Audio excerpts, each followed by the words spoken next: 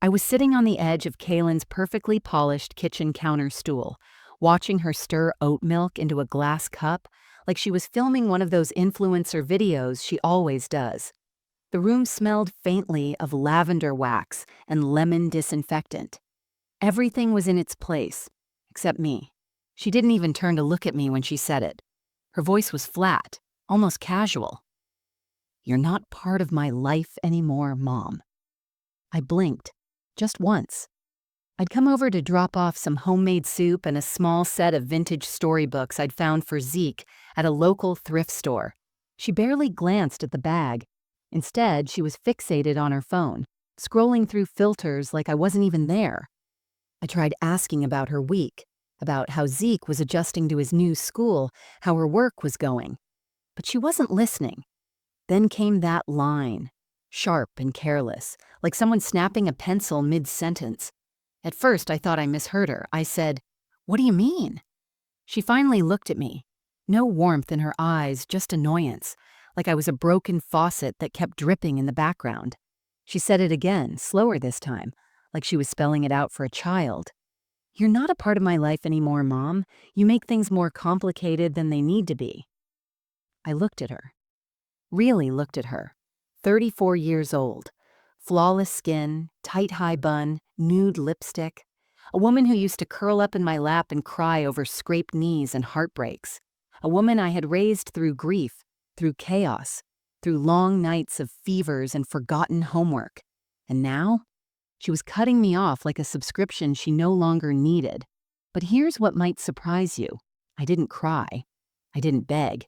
I didn't ask what I had done to deserve it. Not out loud. Instead, I smiled. It wasn't a happy smile. It wasn't bitter either. It was the kind of smile you give when your bones suddenly remember they're stronger than your skin. I picked up my purse, adjusted the strap, and said only one thing. "Okay." I walked out into the quiet sun of a mid-autumn morning, past her glossy black SUV, past the fake potted plants by her door, past the mailbox where I used to drop off hand-knitted scarves and notes for Zeke. I didn't look back. That evening, I sat on my porch with a glass of chamomile tea, letting the steam rise into the fading sky. My hands shook a little. I won't pretend they didn't. After all, it hurts. It really hurts to be told that the child you once rocked to sleep doesn't want you anymore, that they think your love is inconvenient, that your presence is a burden they'd rather cancel than confront. But here's the thing. When someone shows you the door and you walk through it with grace, you start to see clearly. For years, I thought being a good mother meant showing up no matter how you're treated. I thought love was enough, that sacrifices meant something, that if I just kept giving, I'd eventually be seen. But standing there on that porch, I realized something. Respect isn't owed because you gave birth, but it also isn't something to be negotiated. So the next morning, I called my attorney. Not out of revenge, out of peace. I changed my will. I changed my beneficiaries. I changed everything. Not in anger, but in clarity. Because the truth is, sometimes love has to come with lines. And sometimes, the most powerful thing you can do is stop proving you deserve to be loved by someone who already made up their mind. Before we start, let us know in the comments where you're watching from. Don't forget to like, share, and subscribe for more powerful stories. There was a time when Kaylin's voice lit up every room in my house. Even as a teenager, she had this high, fluttering laugh that bounced off the kitchen tiles and made the cat run under the table. I used to joke that her laughter could bring wilted plants back to life. Back then, she used to call me Mama, not Mom, not Aloria, just Mama. Like the word itself was a soft pillow she could fall into. After my husband Neil passed away, sudden heart failure at 52, it was just Kaylin and me. I was 48, still working at Fairgrove High as an English teacher, still trying to figure out how to cook for 2 instead of 3. I buried my grief in casseroles, school papers, and late-night lesson plans, but it was Kaylin who gave me the reason to keep going. She needed me, and needing her back felt like breathing again. I was there for every heartbreak, every school dance, every bad haircut, and every win. When she got accepted to Georgia State, I cried in the bathroom for 10 minutes, proud but terrified of the silence she'd leave behind. Even after college, she didn't stray far. She moved back home, just for a year, she said. That year turned into 3. I helped her save up, build her credit, learn to budget. When she found her first job at a boutique PR firm, I was the one ironing her clothes in the morning, packing small notes in her lunch like she was still in middle school. Then came Troy. Charming, smooth-talking, always 3 steps ahead in a conversation. I'll admit it, I didn't trust him at first. Something about the way he looked at Kaylin like she was an investment instead of a person made my stomach feel cold. But she was in love, and I'd made a vow after Neil died. Don't hold too tight. Let her live her own story. So I nodded and smiled. I helped them plan a small wedding in our backyard under the old oak tree Neil had planted. I paid for the catering. I stitched pearls into the hem of her dress. I gave them my blessing, even though something inside me whispered, he sees her glow. He'll try to own it. But life kept moving. They had Zeke 2 years later. The brightest little boy you could ever imagine, all elbows and giggles with Kaylin's fire and Neil's eyes. I became Grandma Lori, and I wore the title like a crown. Diaper duty, midnight feedings, babysitting. I volunteered for all of it. I even adjusted my retirement timeline so I could help more. They bought a house 10 minutes away. When they struggled to get approved, I co-signed. When they couldn't afford repairs, I chipped in without being asked. It felt like a shared life, a shared mission. I wasn't just a mother, I was a safety net, a friend, a quiet architect of everything running smoothly. Kaylin used to say things like, I couldn't do any of this without you, Mama. Zeke's so lucky to have you. I don't know how other moms manage without their moms around. And I believed her. I believed her when she asked to borrow my car because hers was in the shop. I believed her when she needed help with rent, just for this month. I believed her when she forgot birthdays, skipped holidays, missed phone calls, because she was tired, busy, overwhelmed. I made excuses for every crack in the glass. I chalked it all up to modern life, motherhood stress, changing times. I told myself she loves you. She's just distracted. I convinced myself that unconditional love meant unconditional access, that I didn't need to ask for respect if I gave enough love. So I gave, and gave, and gave. Because I thought that's what good mothers do. I didn't realize I was teaching her that I would always be there, no matter how invisible I became. That's the part that hurts the most when I look back now, not the sacrifices. I'd make them again. But the quiet erasure of my value, the way she grew used to my silence, my softness, my availability. Like I was a character in the background of her life instead of a person in my own. Back then, I thought I was secure. I thought the love we built had roots too deep to be shaken. But I see now, it wasn't security. It was a soft kind of blindness, a home built with no locks, no lines, no limits. And one day, she walked out the front door with the key in her hand, and I didn't even notice the draft until it was too late. It was a Wednesday afternoon, the kind that quietly slips by. No rain, no sun, just stillness.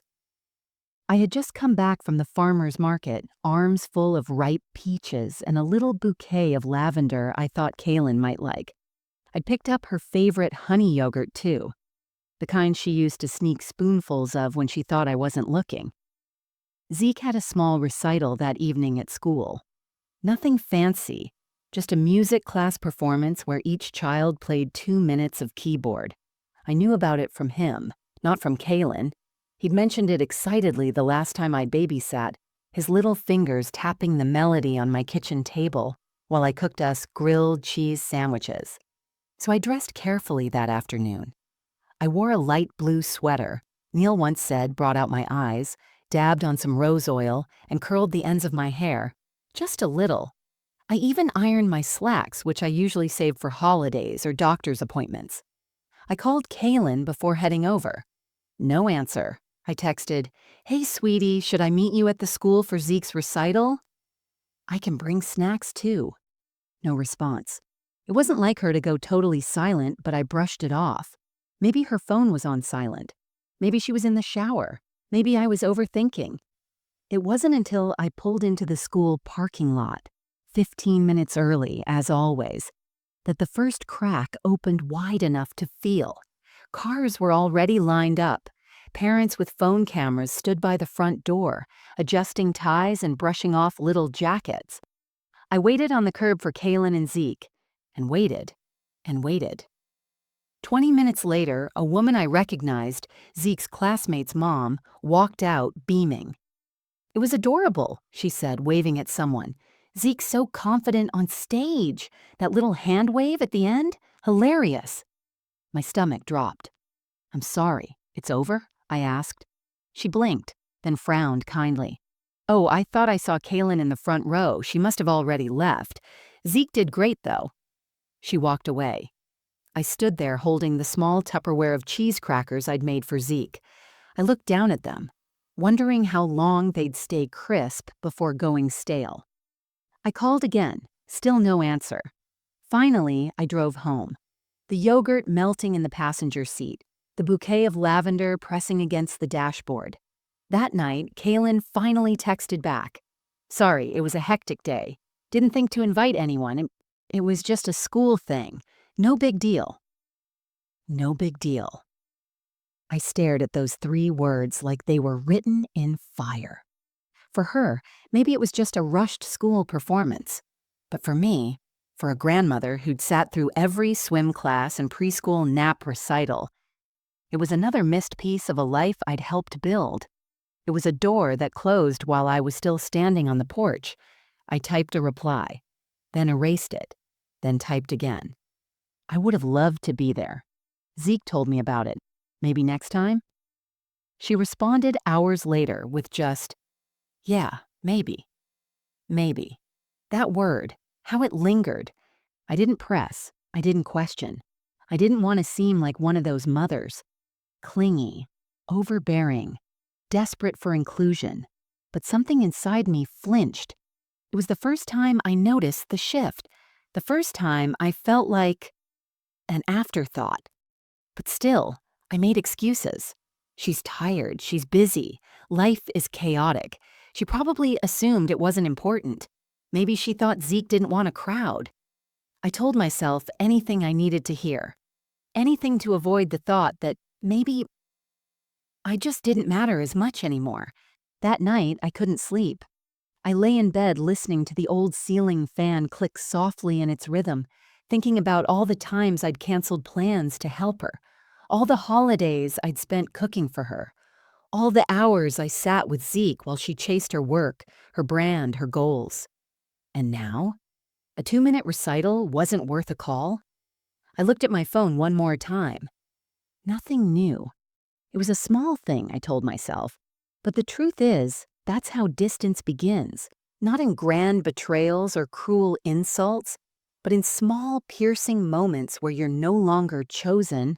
And once that starts happening, it's hard to stop the unraveling. After the recital incident, things didn't break. They just softened, quietly, like old paper fading in sunlight. Kaylin didn't stop talking to me completely. She still sent the occasional text, a forwarded meme, a brief "we're good" update, or a photo of Zeke at soccer practice. Always without context, always rushed. I told myself it was better than nothing. But the warmth was gone. The kind of warmth you don't notice until it's missing. It showed in the way her replies grew shorter. It showed in how she'd cancel Sunday brunch at the last minute with a "sorry, crazy day." Next week? Next week never came. One evening, I baked her favorite lemon pound cake, the one I used to make every spring when she was little. I boxed it up neatly and dropped it at her doorstep with a small card that read, "Thought you might need a little sweetness this week. Love, Mom." She texted the next day. "Thanks, just a heads up." We're trying to avoid sugar for Zeke, but appreciate it. Appreciate it. Two words that don't hug you back. The old me would have laughed it off, maybe offered to bake something gluten-free next time. But that day, something inside me just sat down, quietly. As if it finally understood it wasn't invited anymore. I noticed other things too. Her tone, when we did talk, became clipped. Like I was a to-do list item she was racing to cross off. If I offered help, "Want me to watch Zeke while you go to your appointment?" she'd politely decline. If I asked questions, "How's work going?" she'd vaguely brush me off with "same as always." One time I called during dinner. She answered with a sigh, "Mom, we're eating." That was all. Not, "Can I call you later?" Not, "Let me call you back." Just a closed door. And it wasn't about food or sugar or timing. It was about space. I could feel her pulling away day by day, and I didn't know how to stop it without feeling like I was begging. I told Maya about it one afternoon over tea. Maya was Neil's youngest sister, a widow like me, kind-hearted but blunt. She stirred her chamomile and said, "She's distancing herself because it's easy. You never push back." I opened my mouth to argue, but the words didn't come, because it was true. I never did. I let Kaylin set the terms of our relationship. I adjusted myself to fit whatever version of me she'd tolerate. If she needed help, I ran. If she needed space, I gave it. I molded myself into whatever wouldn't be seen as a burden. And somehow, in all that bending, I lost shape. Even Zeke noticed something. He'd ask, "Why don't you come over more?" And I'd say, "Well, Mommy's busy, sweetheart, but I'm always around." But even that wasn't always true anymore. She started using a new babysitter, a neighbor girl. I didn't know whether to be hurt or relieved. My heart ached most during the quiet hours, the ones that used to be filled with Kaylin's small updates, her venting, her laughter. I missed being needed. I missed being seen. I missed being hers. I remember one night in particular, early spring. I was watching an old home video on my laptop. Kaylin was maybe 10, standing on a stool in the kitchen, helping me stir brownie batter. She kept licking the spoon and giggling, her face dusted in flour. At one point, she turned to the camera, to Neil, who was filming, and said, "My mom makes everything better." I paused the video. The screen froze on her smile. I sat there in the dark, staring at that grainy image, asking myself one question. When did I stop making things better? I couldn't answer. That's what emotional erosion does. It doesn't arrive with warning signs. It doesn't scream. It whispers. It creeps in during the pauses between texts, the rushed goodbyes, the holidays that feel more like obligations than celebrations. It wears away the certainty that you matter, and you keep hoping it'll go back to normal, until one day you realize this is the new normal. A version of your child that loves you from a distance, tolerates you in public, and forgets you in private. And somehow you've helped create it by being too willing to disappear when it's convenient. That realization hit me like cold water. Not because she was cruel, but because I'd let her unneed me so gradually that neither of us noticed I was already gone. It happened on a Sunday afternoon 3 weeks before my birthday. I remember the date because I had circled it on the calendar and scribbled next to it, "Brunch at Kaylin's, Zeke's favorite pancakes." Kaylin had invited a few friends over, influencers mostly, people she'd met through networking events and brand deals. She called them her crew, all stylish, all polished, all endlessly talking about algorithms, brand partnerships, and collaborations. People who lived through the lens of their phones. People I didn't know, but she wanted me to meet. "Mama, you should come," she'd said the night before. "It'll be casual. I want them to meet Zeke's grandma." Her tone was cheerful, light, the way you'd talk about showing off a cute handbag. Still, I told myself this was a good thing, an olive branch, a chance to reconnect. I arrived 5 minutes early, holding a tray of mini quiches and a bouquet of fresh tulips. I'd worn a soft pink blouse Kaylin had once complimented, and even curled the ends of my hair the way she liked when she was younger. As I rang the bell, I rehearsed a smile in my mind. Warm, welcoming, not too eager. Kaylin opened the door, distracted, phone in hand. She barely looked up. "Oh, you're early," she said. "Just leave that in the kitchen. People are still arriving." I smiled. "Okay, you look lovely, honey." She didn't answer. The house was buzzing with conversation and the sound of clinking glasses. Kaylin's friends were spread across the living room, sipping mimosas and laughing about something one of them had posted that blew up. Zeke was in the corner with a tablet, headphones on, completely checked out. I placed the food on the counter and quietly stepped back. I didn't know where to stand, I didn't know who to talk to. So I poured myself a little orange juice and stood near the window, pretending to be absorbed in the garden view. After a while, Kaylin clinked her glass with a spoon to get everyone's attention. "Okay, guys," she said, "so quick break in our brunch to introduce someone special." I felt a tiny spark light in my chest. She's going to say something kind, I thought. She's going to acknowledge me. Kaylin pointed toward me, without looking. "This is my mom," she said, almost like an afterthought. "She's kind of a traditional type. Doesn't really get the whole content thing, but she makes amazing food. She's like the queen of casseroles." Laughter. Not cruel, just casual. But it stung. Someone added, "Aw, that's sweet." Another chimed in, "Moms and casseroles, it's like a rule, right?" I smiled thinly and gave a small wave. Inside, I felt something crack. Kaylin didn't see it. She was already mid-sentence about her next brand collab. I stood there, surrounded by laughter that I couldn't join in on, and realized something heartbreaking. I had become background noise in my daughter's life. A footnote. 15 minutes later, someone asked where the bathroom was, and Kaylin waved in my direction. "Mom, can you show her? You know the house better than anyone," she said, laughing. "I swear I still get lost in here." The words hit me like a slow slap.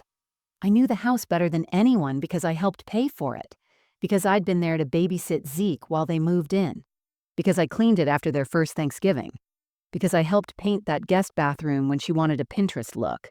And now I was being used to point people toward the toilet. I led the woman to the hallway and then quietly slipped into the bathroom myself, locked the door, and sat down on the edge of the tub. I stared at my reflection in the medicine cabinet mirror. My mascara had smudged slightly at the corners. I didn't cry, but my throat felt tight. There's a special kind of humiliation that comes not from strangers, but from your own child, when they strip you of dignity without even knowing they've done it, when you're expected to smile and take it because they didn't mean it like that. But it doesn't matter how they meant it.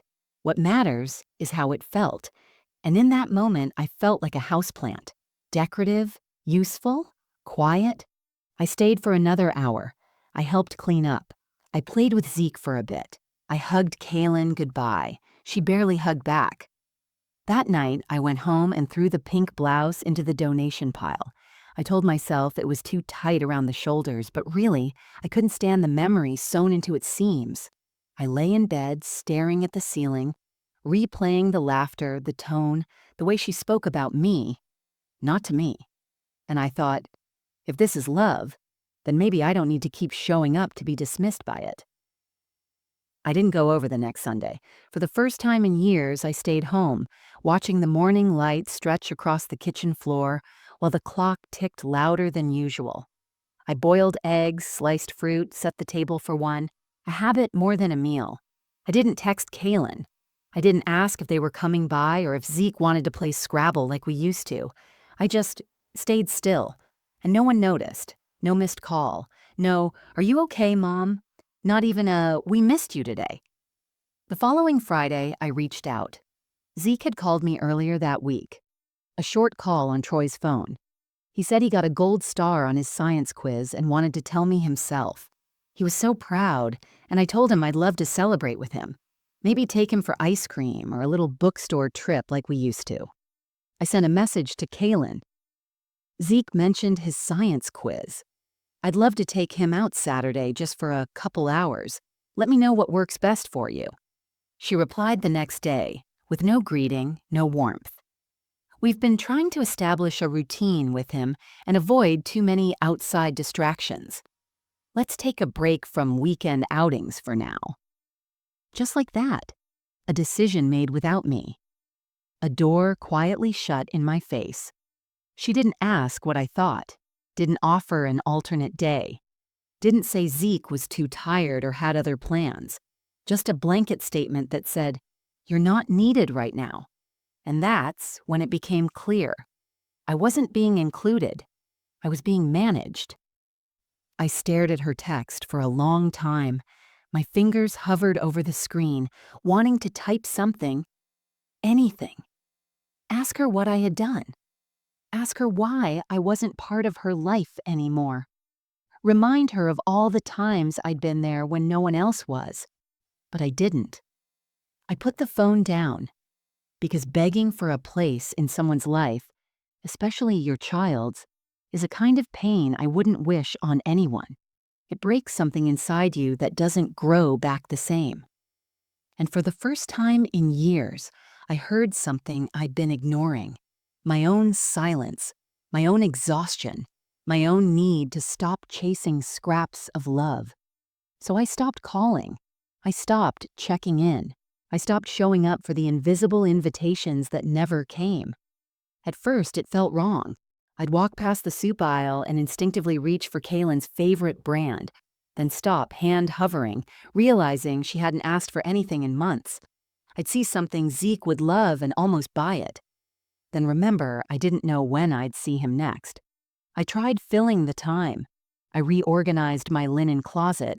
I painted the bathroom walls a pale yellow. I went to the local library's poetry reading just to be around someone else's words instead of drowning in my own. And yet, something inside me remained hollow. Not because I missed the chaos or the requests, but because I missed the meaning, the why of it all. One afternoon, I ran into Maya at the pharmacy. She took one look at me and said, "You look like someone who's finally said no." I laughed, but there were tears behind it. Because saying no wasn't loud or bold, it was quiet. Like sitting in a chair you used to leap from every time they called. Now you just sit, still, tired, unapologetic. I started writing again, little things, stories, letters I never sent, lists of things I still loved about life. Warm bread, autumn leaves, the way Zeke used to fall asleep in my lap. I wrote one line I kept reading over and over. "You don't have to keep bleeding to prove you're alive to someone who keeps walking away." I taped it to my fridge. One morning, a neighbor knocked and asked if I was free to watch her dog for a few hours. I said yes, and as I sat with that silly little poodle on my lap, I realized I had more conversations with animals than with my own daughter. And oddly, the dog didn't make me feel like I was too much or not enough. It just sat there, present, kind, uncomplicated. That's when I knew. I hadn't been pushed out all at once. I'd been released in slow pieces. And now, there was nothing left to wait for. Kaylin didn't push me away in a single shove. She faded me out, and I'd been trying to sharpen my outline in her life with effort, with giving, with patience. But the truth is, some people only see what's missing after it's gone completely. So I stopped trying to be seen, and for the first time in a long while, I breathed, deeply, fully, for myself.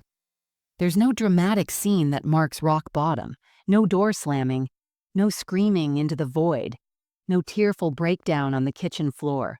For me, it looked like Tuesday morning in a quiet house with a broken coffee maker, a burned piece of toast, and a phone that hadn't buzzed in 5 days.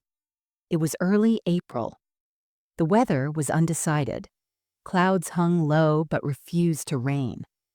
I sat on my porch with a blanket wrapped around my shoulders, and the world felt heavier than usual. Birds chirped in the trees like they had no idea a life could unravel without warning. I had just turned 63 a few days earlier. No call, no text, no visit, not from Kaylin, not even from Zeke. Instead, I woke up that morning to a silence that felt permanent. The kind of silence that doesn't wait for you to fix it. I had made a carrot cake, Kaylin's favorite. I told myself it was just for me, but I had placed 2 extra plates on the counter, just in case. When the clock hit 6:30 p.m. and still no one showed, I slid the cake into the fridge, wiped down the plates, and told myself I was silly for hoping. But it wasn't the cake that broke me, it was the mail. Earlier that day, I had found a small envelope in my mailbox with no return address. Inside was a glossy card, Kaylin's newest influencer event, a mother-daughter wellness retreat, hosted by her and another content creator. There were pictures. Women in matching silk robes, daughters in yoga poses beside their smiling moms, gift baskets, scented candles, and hashtags about healing.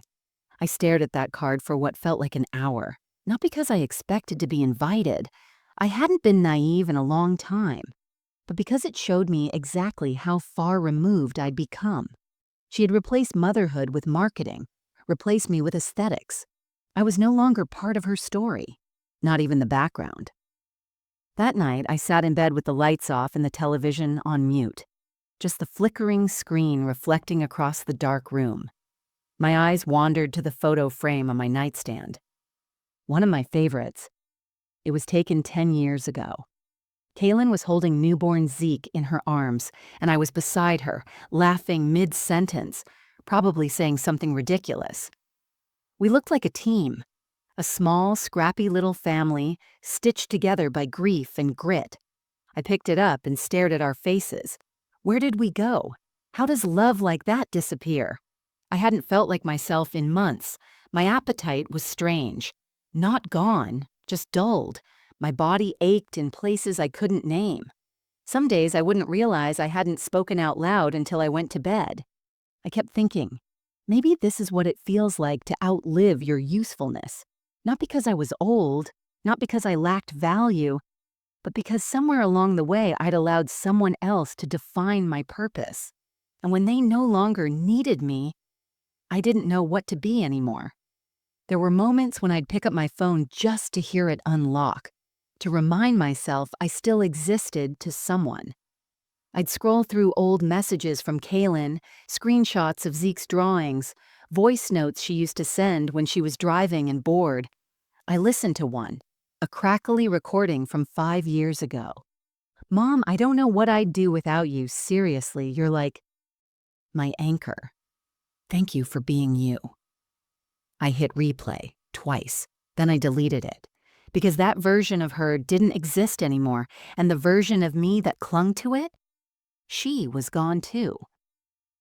The next morning, I didn't get out of bed, not out of laziness, not depression, just emptiness. The kind that comes when your usefulness has an expiration date, and you didn't realize it was yesterday. The kind that whispers, "Don't bother baking anything today. No one's coming." The kind that says, "If you disappeared, would anyone notice before the mail piled up?" I wish I could tell you I snapped out of it, that something magical happened, that a knock came at the door or a call or a letter, but that's not what happened. What happened was this. I got up. Eventually, I made tea, I opened the window. I sat at the table and stared at the blank notepad I kept by the fridge, and I wrote one line. If I am all I have, I will learn to be enough. That was the day rock bottom stopped being a place and started becoming a turning point, not because the pain went away, but because I stopped waiting for someone else to pull me out of it. It started with a shelf, a wobbly shelf in the hallway closet that had been loose for months. I kept telling myself I'd fix it, but like most things lately, I just didn't have the energy. That afternoon, though, something nudged me. I can't explain it. Maybe it was the silence, or the way the sun lit up the dust floating in the hallway like little ghosts of my former life. So I grabbed the old step stool from the laundry room and opened the closet. Inside were boxes, stacked unevenly, unlabeled, some taped shut and others half open with time. I hadn't gone through them in years. Not since Neil passed. I tugged down the top box. The cardboard was soft from age. Inside were old journals, birthday cards, a dried rose from our 25th anniversary, and beneath them, an envelope. It was cream-colored, heavier than it looked. My name was written on it in Neil's handwriting. Steady, neat, always in blue ink. Eloria. I sat on the floor right there in the hallway, not caring that my knees cracked or that I was still holding a screwdriver. I opened the envelope slowly. Inside was a letter. 3 pages folded with care. At the top, "If something ever happens to me." My throat tightened before I even began reading. Neil had always been thoughtful in a quiet way. Not flowers or flashy gifts, but notes in lunchboxes, hand-wrapped books, a fresh cup of coffee placed beside my bedside on Sundays.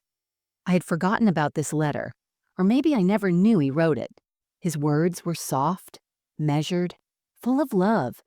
He talked about the life we built, the struggles, the laughter, the little victories no one else saw, like the time we stayed up all night sewing Kaylin's Halloween costume from scratch because she'd changed her mind the night before school. And then he wrote something that pulled the breath from my chest. "If Kaylin ever forgets who you are to her, remind yourself, you are the reason she could forget. You held everything together so well that she never saw what you carried." I had to stop reading. The tears came fast, not loud, not heavy, but sharp, like the kind you get from old wounds reopened. I read that line over and over. You are the reason she could forget. It didn't feel cruel, it felt true. I had been the scaffolding behind Kaylin's life, the quiet hands holding her world up, and in doing so, I had allowed myself to become invisible. Not because I was weak, but because I was dependable. That's the thing about women like me, mothers like me. We don't demand center stage. We hold the lights. We clean the stage. We sew the costumes. And when the show is a success, we sit in the back row, clapping the loudest, unnoticed. Neil saw that, and he knew. The second page of the letter had something else. It was a copy of a list, something he'd once written for Kaylin during her first year in college. A list of things to remember. At the top, if you ever feel lost, remember what Mom taught you. How to say thank you without words. How to show up even when it's inconvenient. How to be loyal to people, not just when they're useful, but when they're quiet. How to make someone feel seen. I touched the paper as if I could feel his hand still in the ink. Kaylin used to live by that list. I remember the first time she brought it home from school. She had folded it and taped it to her mirror. She said it helped her feel grounded. What happened to that girl? And more importantly, what happened to me? I folded the letter carefully and held it against my chest. For the first time in weeks, maybe months, I didn't feel empty. I felt remembered. Not just by Neil, but by the woman I used to be. The woman who taught her daughter how to love deeply, give fully, and never forget the power of presence. Maybe Kaylin forgot. Maybe she lost herself in a world of followers and filters. But I hadn't disappeared. I had just gone quiet. And now I was done being quiet. I didn't need to shout. I didn't need to chase. I didn't even need to argue. I just needed to return to myself. That night, I took out a fresh notebook. I wrote one sentence across the top. The woman I am without her. And beneath it, I started a list. I laugh loudly when I read something truly good. I make the best peach cobbler in 3 counties. I raised a child through grief, alone, and she never went hungry or unloved. I once taught 200 high schoolers a love for poetry. I keep going, even when no one sees it. I wrote until my hand cramped, and when I went to sleep, I placed Neil's letter beneath my pillow, not for comfort, for strength. Because that day, in the back of a forgotten closet, I didn't just find a letter, I found myself. The next morning, I made my bed as usual, but this time I smoothed the sheets with intention. I boiled the kettle, not just for tea, but to remind myself that care can be simple. That rituals, no matter how small, are ways of saying, I am still here. There was no grand transformation. I didn't throw open the windows and shout into the world. But something inside had shifted, like a house that's been settling into its foundation, finally understanding it doesn't have to creak to prove it's holding strong. Neil's letter had peeled something back in me. Not pain, but memory. Memory of who I had been before motherhood consumed every part of my identity. Before Kaylin's needs and moods dictated the tempo of my life. Before my love turned into labor that no one noticed unless it went undone. That morning, I looked in the mirror and didn't see a discarded mother. I saw Loria, a woman who once danced barefoot in the kitchen with her husband to Billie Holiday, a woman who wrote poetry in the margins of grocery lists, a woman who once taught Shakespeare to teenagers and made them care, a woman who had survived grief, widowhood, and raising a daughter alone, with no guide but her gut and her grit.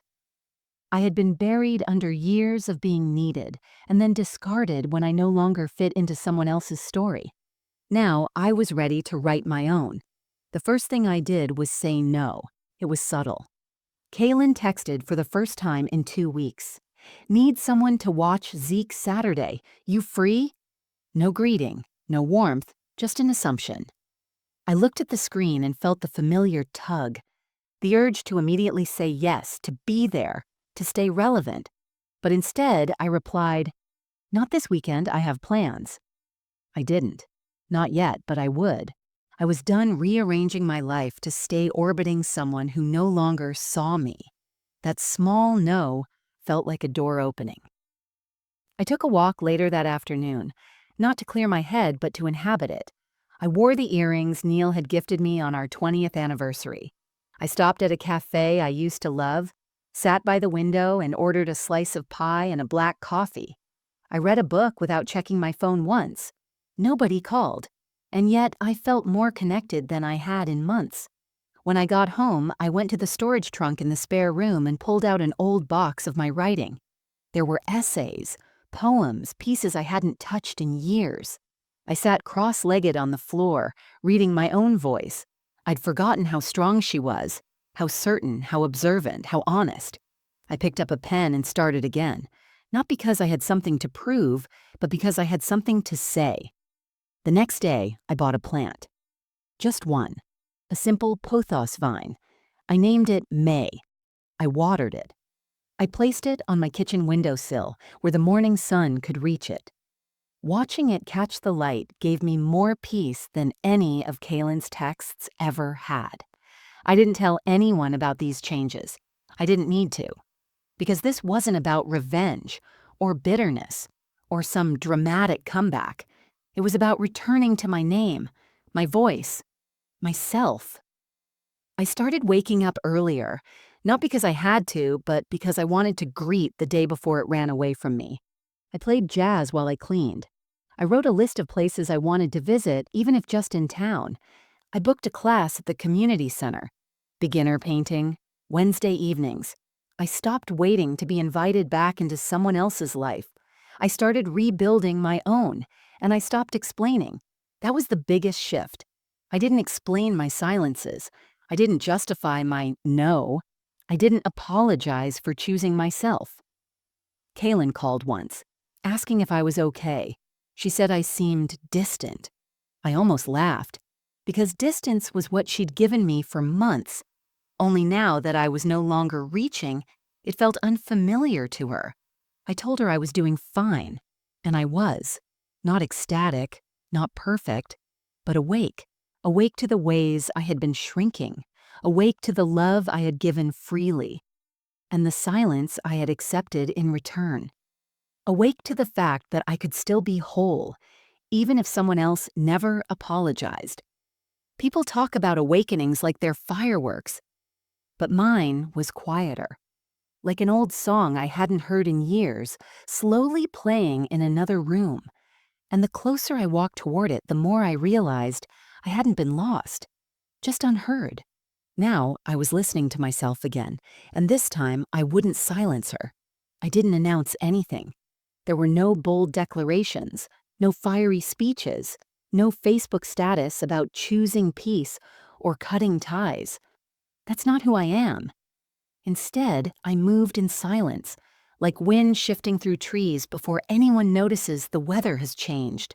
The first thing I did was cancel the automatic transfers I'd been sending to Kaylin's joint savings account. Years ago, she'd asked me to help with the down payment on the house, and I had never stopped. I told myself it was for Zeke, for his future. But somewhere along the line, it had turned into habit, not generosity. I logged into the account, paused the transfer, and stared at the confirmation screen for a long moment. My hand trembled slightly, but my breath didn't. This is not punishment, I whispered to myself.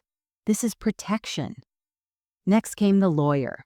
His name was Mr. Altman, a quiet, efficient man who had helped Neil and me write our first will after he got sick.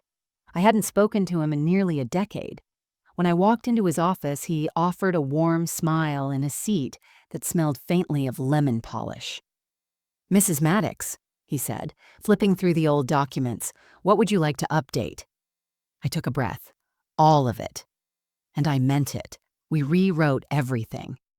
Kaylin was removed as primary beneficiary. The house would go to a children's literacy foundation I'd volunteered with for 20 years.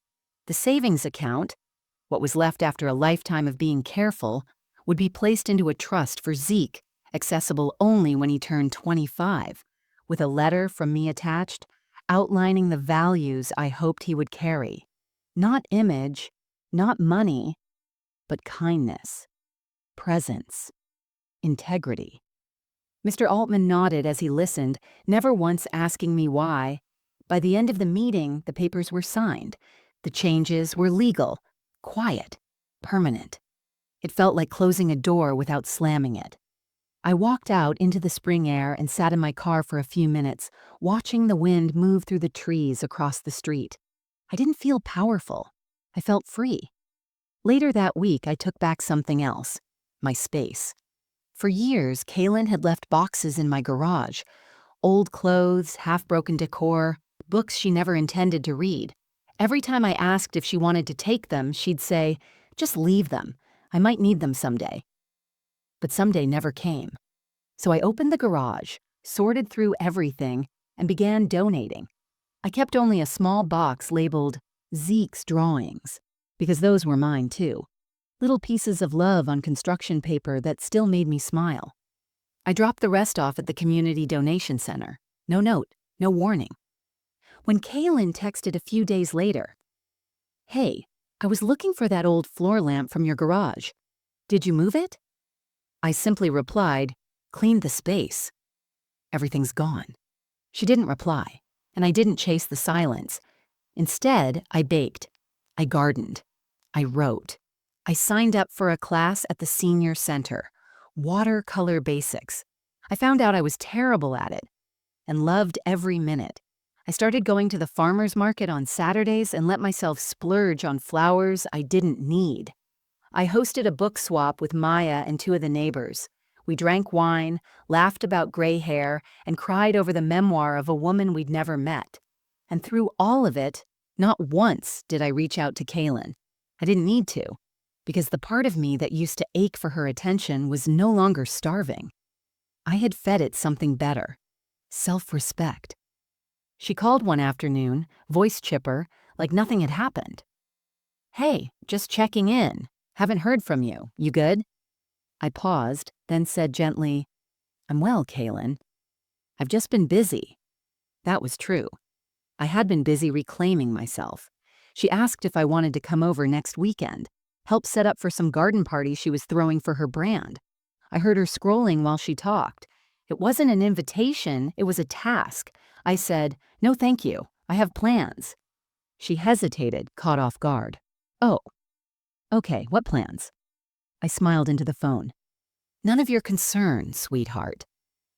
Then I wished her well and ended the call. No anger, just peace.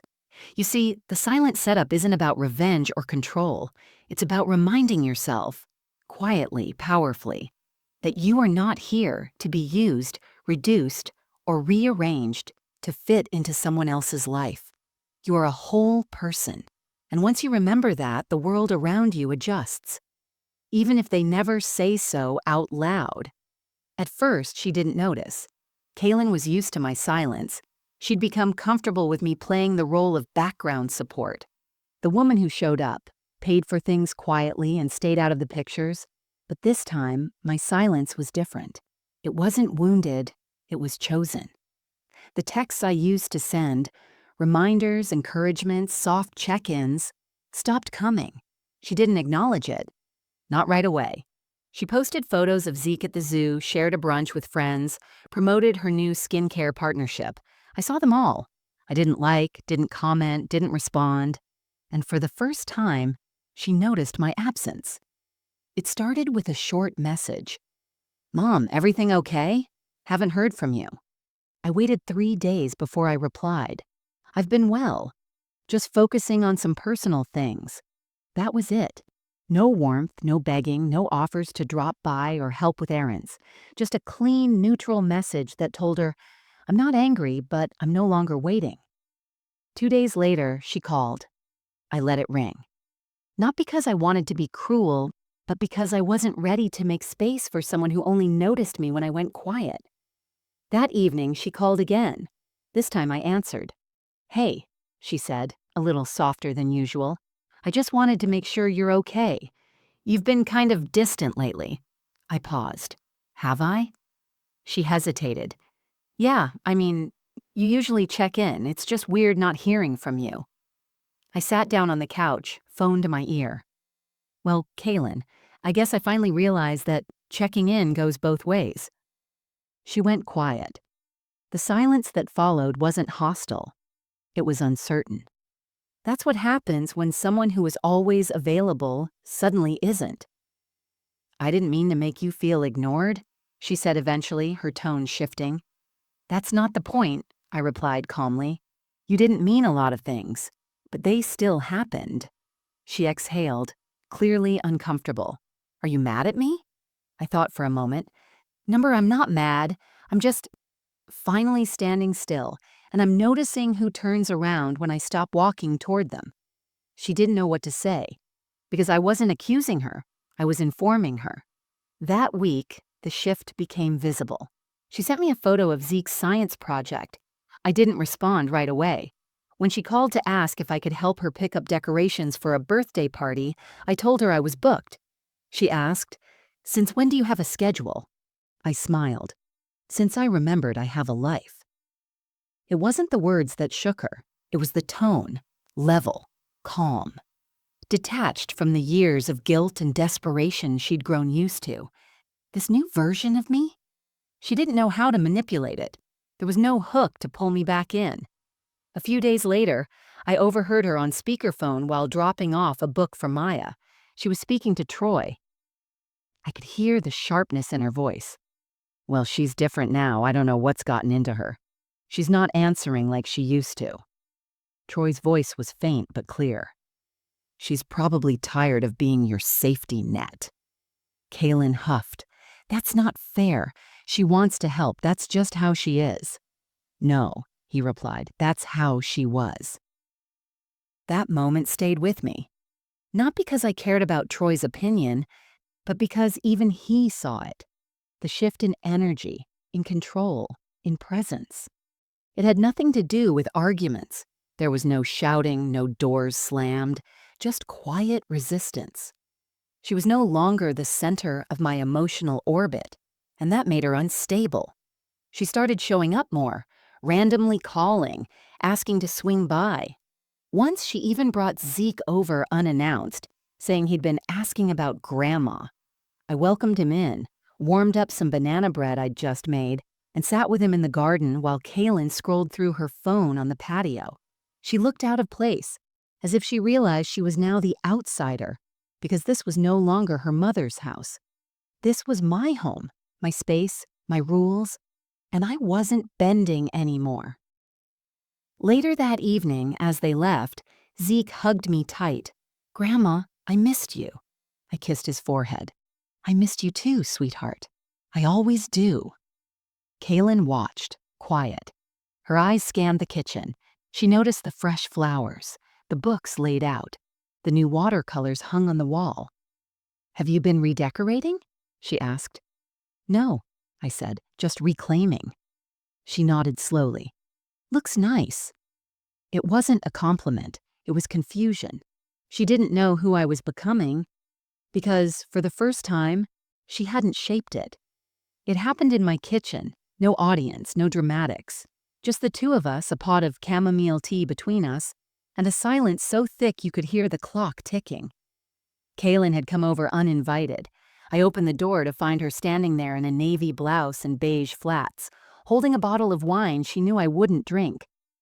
"I figured we could talk," she said, not meeting my eyes. I stepped aside. She walked in like she used to. Like it was still her space, like nothing had changed. But everything had. She just hadn't caught up to it yet. I poured the tea, sat across from her, and waited. She fidgeted with her sleeve, cleared her throat, then finally said, "Mom, I don't know what's going on. You've been different." "I have," I said, calmly. "And distant," she added. "Like you're pulling away from me, from Zeke." I looked at her, really looked at her. And for the first time in years, I didn't feel small in her presence. I didn't feel desperate to fix it or scared she might leave again. I felt rooted, clear. "I'm not pulling away," I said. "I'm stepping back." She blinked. "What's the difference?" "The difference," I said, "is that pulling away is emotional. It's punishment. Stepping back is clarity. It's choosing not to pour myself into a cup that has a hole in the bottom." Her face tightened. "So what? You're just done?" "No," I replied. "I'm not done loving you. I'll never stop that. But I am done proving it." That silenced her. For a moment, she looked like a child again. Caught, unsure, searching for the right answer. "Where is this coming from?" she asked. "Is this about the money?" I almost laughed. "The money?" I repeated. "Kaylin, this is about respect. This is about how I've let myself be treated. For years. You didn't see it because I didn't show it. I kept giving. So you assumed I had more to give." She crossed her arms. "That's not fair, isn't it?" I asked, still calm. "You excluded me from birthdays, recitals, family events. You spoke over me, dismissed me, forgot me, and I said nothing. I kept smiling, kept baking, kept showing up. Until one day I realized I was showing up to a life I wasn't invited to anymore." She looked down, said nothing. I continued. "You asked what changed. I did. I stopped waiting for you to remember who I am." Kaylin's voice softened. "I didn't mean to hurt you." "I know," I said. "That's the saddest part." She was quiet again, then whispered, "So what happens now?" I reached into the drawer beside me and pulled out an envelope. "I made some changes," I said, placing it on the table. Her eyes widened. "What is this?" "My will." Her face flushed. "You're giving up on me?" "No," I said. "I'm giving back to myself." I explained simply, without anger. The house would go to charity. The savings would support causes I cared about. A trust was set aside for Zeke, one that she couldn't access or control. It wasn't about revenge, it was about intention. "You taught me something, Kaylin," I said, "by how you treated me. You taught me that love without boundaries isn't love. It's servitude." She stood up suddenly, pacing. "So I make a few mistakes and you write me off forever?" "I'm not writing you off," I said. "I'm letting go of the role you assigned me, the one where I exist only when you need something." She looked at me then, not with anger, not with fear, with disbelief, as if she'd never imagined I'd speak this way, as if she'd never really heard my voice until now. She sat back down slowly. "I don't know what to say." "You don't have to say anything," I replied. "You just have to understand that I'm not going back. Not to silence, not to invisibility, not to being tolerated in the margins of my own story." For a while, we sat in silence. Then she whispered, "I didn't know you felt so forgotten." And I answered honestly, because you never asked. That was the moment something shifted. Not because she cried. She didn't. Not because I forgave her. I already had. But because, for the first time in our relationship, she saw me not as her mother, not as a resource, not as a backup plan, yet, but as a person. A woman with her own limits, her own voice, her own life. She stood to leave, wine bottle still untouched. At the door, she turned and said, "You really meant it." About the will? I nodded. Every word. She looked like she wanted to say something else, but she didn't. She just walked to her car, got in, and drove off. And as the sound of her engine faded, I didn't feel sorrow. I felt stillness. The quiet that comes after truth has finally been spoken. It happened quietly, like most things in my life do now. No gavel, no courtroom drama, no raised voices or social media posts, just a call from Mr. Altman. "Everything's finalized, Mrs. Maddox," he said, his voice smooth and certain. "The trust is now in place, and the letter for your grandson has been filed as part of the package. You'll receive a copy in the mail." "Thank you," I said. Then I hung up the phone and stared out the window for a long time. It was done. My will, the same document I had once written through the lens of maternal obligation, had become something else, a reflection of who I had become, not who I was expected to be. The house would go to the Literacy Foundation just as we'd planned. The funds from my savings, pension, and investments would support scholarships for girls in foster care, the kind of young women I'd spent years teaching, many of whom reminded me of the fire Kaylin once had. And then there was Zeke, my sweet, wide-eyed boy, the only person in Kaylin's world who had ever made me feel like I still mattered. He would receive everything that could be passed down. The family heirlooms, the photo albums, the handwritten letters I'd saved from Neil, and the small trust fund locked until he turned 25. But the most important thing? A letter I wrote by hand, over 2 long nights. Inside, I didn't talk about Kaylin. I didn't shame or scold. I simply told Zeke who I was, what I believed in, how I hoped he would carry himself when no one was watching. And I told him, in plain words, love should never be silent and kindness is never weakness. Choose both. Mr. Altman had said it was one of the most heartfelt letters he'd ever processed as part of a will. He asked if I wanted Kaylin to be notified immediately. I said no. She'll find out when the time is right. Because this wasn't about hurting her. This wasn't a punishment. It was a boundary written in pen. A few weeks later, Kaylin called. Out of nowhere. Her tone was light, overly cheerful, the way people sound when they're trying too hard to pretend everything is normal. "Hey, I was thinking, maybe we could talk again? Start fresh?" I paused, then said, "What made you come to that?" There was a beat of hesitation. "Well, I heard from Troy that your lawyer reached out about some paperwork, and I just thought maybe we could revisit things." There it was. Not the concern, not the connection, the control. The idea that she could change her behavior once she realized she no longer had access to what she assumed was hers. I didn't get angry. I didn't flinch. I simply said, "Kaylin, everything has already been decided." She grew quiet. "What do you mean?" "I mean," I said gently, "that the future you assumed included you no longer does. And that was your choice, not mine." "You're cutting me off," she said, her voice flat. "No," I replied. "You walked away. I just closed the door behind you." I could hear her breathing, sharp, like the realization had finally landed. "You're really not changing it back?" "I'm not," I said. "You're giving it all to some charity?" "No," I said. "I'm giving it to people who still know the difference between love and convenience." She hung up without another word. I sat there in the stillness and waited for grief. But none came, just clarity. Because justice for women like me doesn't arrive in courtroom scenes or angry monologues. It arrives in moments like these, when you know that what once drained you no longer defines you. When you reclaim your story, not by rewriting theirs, but by walking forward without needing to explain your steps.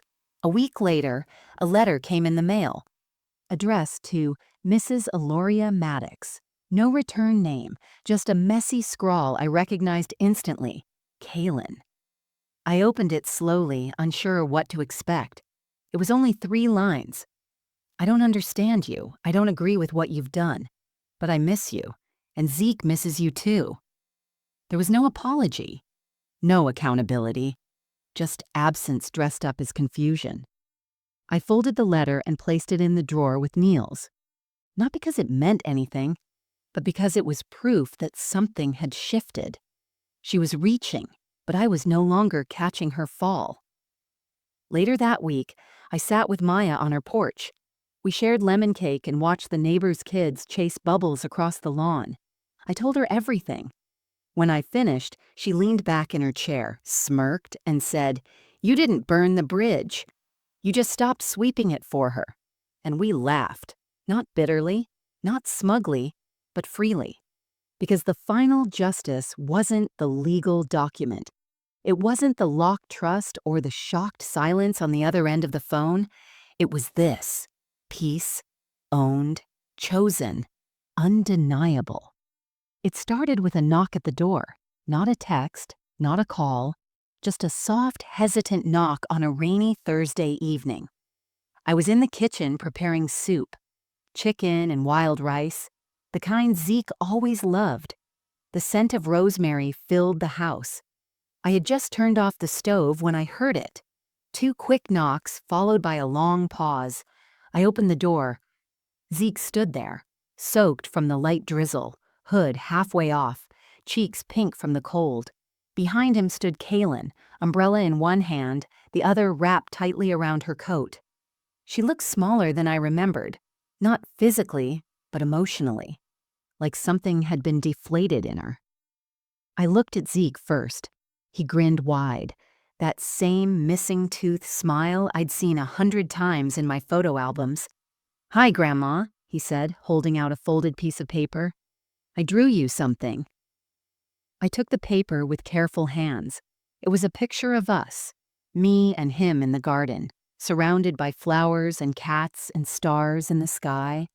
I was smiling in the picture, and above it he'd written in blocky letters, "I miss you." My throat tightened. I looked at Kaylin. She didn't speak. "Can we come in?" she asked finally, voice low. I opened the door wider and stepped aside. She followed me to the kitchen like a guest in a stranger's house. Zeke ran ahead and sat on the same stool he always used, swinging his legs. I placed the drawing on the fridge without saying a word. He beamed. "Is that soup for us?" I smiled softly. "It can be. Can." Kaylin stood by the counter, arms still crossed. She wasn't sure where to place herself in this space anymore. A space she used to move through without a second thought. "I didn't come to argue," she said, "or to talk about the will." "I figured," I replied, ladling soup into 3 bowls. She sat slowly, cautiously, like she wasn't sure if she was welcome. We ate in silence for a while, the kind of silence that doesn't hurt, just watches. Zeke chatted in between spoonfuls, telling me about his school project, his soccer team, the lizard one of his classmates brought to class. I nodded, listened, tucked every word away like precious coins. And then, once he excused himself to use the bathroom, Kaylin finally spoke. "I don't know how we got here." Her voice trembled slightly. "Little by little," I said. "That's how most distance begins." She looked down at her bowl. "I didn't realize how far it had gone until you stopped answering." I nodded. "That's how I knew it was time." Her eyes filled, but she blinked it away. "You think I'm a bad daughter." "No," I said. "I think you forgot I was a person." She closed her eyes for a second, exhaled. "I didn't mean to." "I know," I said. We sat in that truth. No blame, no fixing. Then she looked at me. "Can we start again?" I sipped my tea. "No," I said gently. But we can start from here. She looked confused. What's the difference? I leaned in slightly. Starting again would mean forgetting what happened. Starting from here means remembering and deciding to do better without pretending the hurt didn't happen. She nodded slowly. I don't know if I know how to do that. You'll learn, I said, if you want to. She looked around the kitchen. The same kitchen where she'd grown up, learned to read, snuck cookies, cried after her first heartbreak. Everything looks the same, she said. I smiled softly. Except me. And that was the truth. I wasn't the same woman who begged for scraps of attention, who showed up uninvited just to stay included. I wasn't the version of myself who gave until there was nothing left but shadow. I was here, grounded, whole, clear. She finished her soup. Zeke returned, asking if he could borrow a blanket and watch a movie on my couch like the old days. I wrapped him in the thick floral one he used to love and turned on a gentle cartoon. He snuggled down and gave a sleepy smile. Kaylin stood near the doorway, uncertain. Would it be okay if I stayed a little while? She asked. Just to sit. Of course, I said. She sat on the couch's edge, unsure whether to lean in or sit back. I didn't force anything. I simply sat in my armchair across from them both and let the moment be what it was. Not a reunion, not a resolution. Just a moment. That's the thing about reconnection. It doesn't come in grand apologies or dramatic hugs.